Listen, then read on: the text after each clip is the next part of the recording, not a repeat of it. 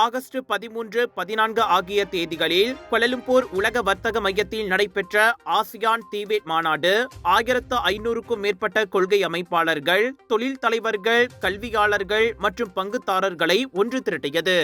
மனிதவள மேம்பாட்டுக் கழகமான HRDCO மற்றும் திறன் மேம்பாட்டு நிதி கழகமான PTPK இணைந்து நடத்திய இந்த மாநாடு உள்ளடக்கிய டிபேட் அமைப்பு மூலம் டிஜிட்டல் மற்றும் பசுமை உருமாற்றத்தை இயக்குதல் என்ற கருப்பொருளில் நடைபெற்றது. PTPK தலைமை செயல் அதிகாரி முகமது ஃபத்துல்லா முஸ்தபா டிஜிட்டல் மற்றும் பசுமை திறன்களை விரிவுபடுத்த டிபேட் அமைப்புகளை வலுப்படுத்த வேண்டும் என வலியுறுத்தினார். HRDCO தலைமை செயல் அதிகாரி டாக்டர் சைட் அல்வி முகமது சுல்தான் இளைஞர் வேலைவாய்ப்பு, தொழில் முனைவோர் வளர்ச்சி மற்றும் சமூக அரவணைப்புக்கு டிபேட் மிக முக்கியமானது என கூறி பாடத்திட்ட மேம்பாடு மற்றும் தொழில் ஒத்துழைப்புகளை வலியுறுத்தினார். ஆசியன் ஃபியூச்சர் மேக்கர்ஸ் சேலஞ்ச் 2025 போட்டியில் எடெக் ஜெராந்தோட் முதலிடம், இன்ஸ்டிடியூட் புரோத்தோன் எடெக் மலாக்கா 2ஆம் இடம், ஸ்கோலா மனுங்கா அந்தாரபாங்சா UUM மலாக்கா 3ஆம் இடம் பெற்றன.